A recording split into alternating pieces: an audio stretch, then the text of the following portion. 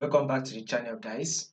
Now let's take a look at what we are going to be doing for the day once the market opens. But first thing first, make sure you click on the subscribe button. If you have not yet subscribed, make sure you like, share, make your comments, and also make sure you follow the Telegram channel to stay updated.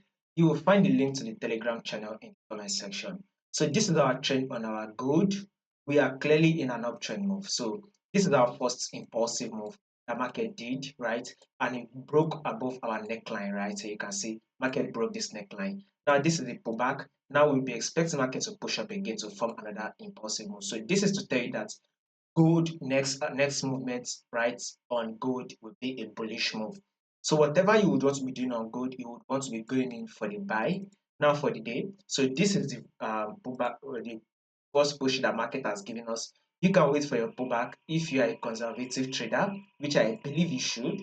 Wait for your pullback and then one more push up. So above all, gold should close bullish for us for the day.